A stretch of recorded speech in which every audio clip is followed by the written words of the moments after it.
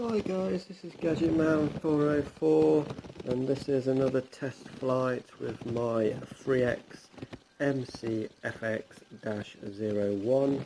As you can see, it's been a lovely day, and also I haven't got the propellers in shot. I've been wondering why the gimbal keeps moving. It is very sensitive to wind, I understand that, and also because I hold the controller quite close to the top on the shoulders, so I could be inadvertently moving the slider by accident. So sometimes, the camera, in my last video, the camera was pointing down all the way for 3/4 of the video, which I didn't know until I was playing it back. So I was more aware of that today. I put a piece of cardboard underneath the slider, so the slider's harder to move, and then I've marked top, middle, bottom on the piece of card, so when I can just move the slider to the position I want. At this point, I thought I was higher than I was, so I just start to go up a little bit over the trees.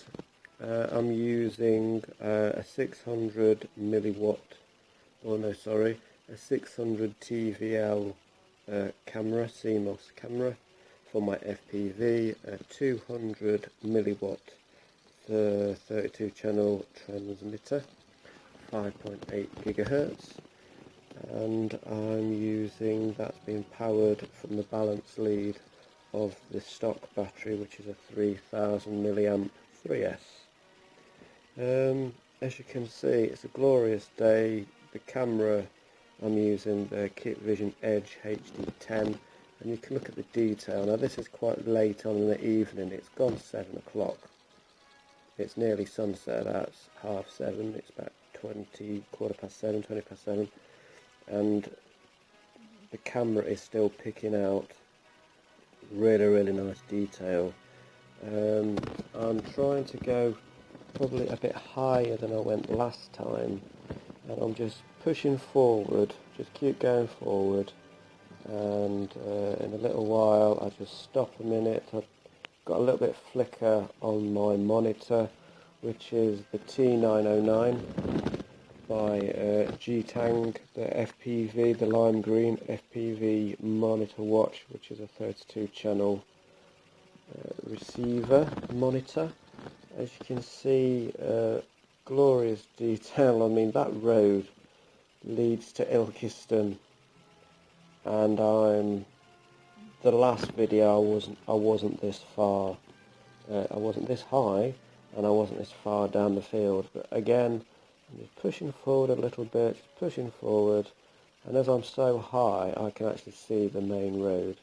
And then I start thinking, right, okay, I think I should stop here because I'm encroaching on people's privacy. I do return to home. This is like 3 minutes odd, 3 minutes 30. I don't know why, but the gimbal always does that. Now, I was flying pretty much down the middle of the field, and for some reason, as you can see, the return to home, I'm going left. I'm not touching the transmitter at all at this point, but it's veering left, so it's taking me into a completely different field, and then it sort of rectifies itself and then starts drifting back into the right field.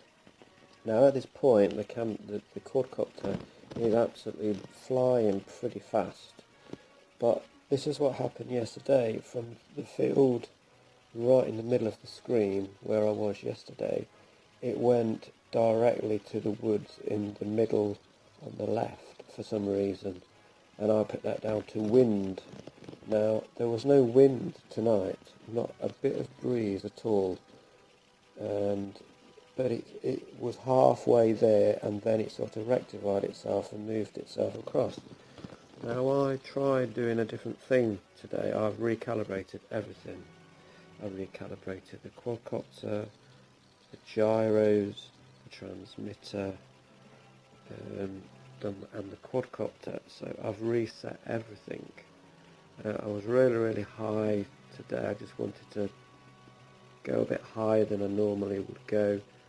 I don't know if the height thing's got anything to do with it, but whenever I'm going back in return to home, the gimbal just freaks out a bit, and the quadcopter moves so fast the gimbal can't actually compensate, and that's why you see a little bit of the gimbal in shot.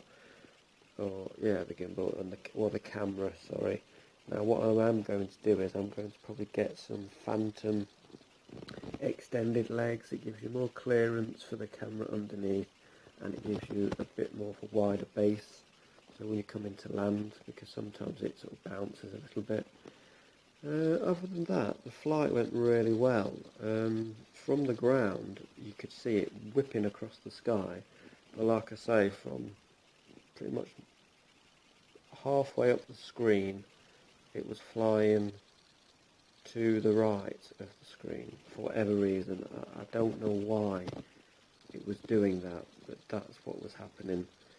So as I say, I'm not touching the quadcopter, I'm just letting it do its thing, return to home. It's finding its position and it's doing a good job, and I'm just coming down, it's just coming down steady, and then I think, oh, I've still got a few minutes, so I'll have a little fly around.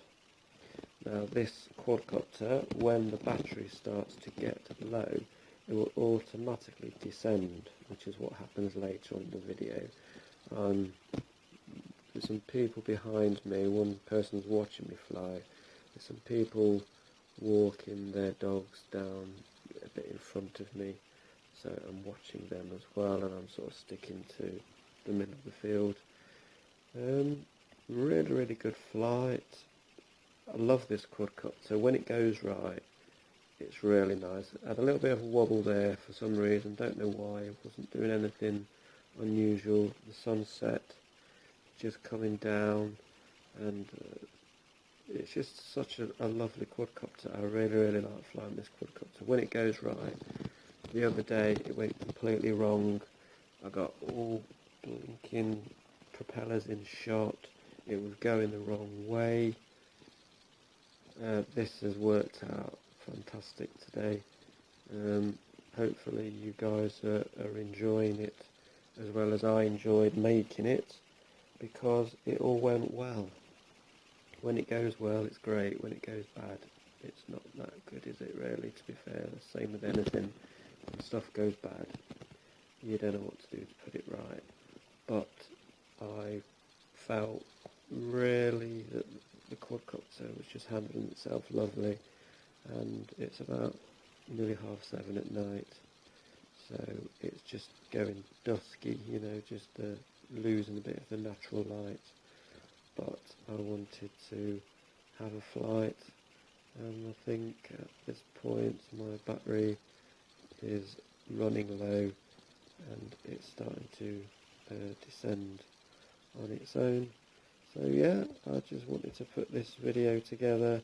Someone said don't have so many pauses and talk through it, so DJ Soul Force, I hope that's helped. Cheers, thank you.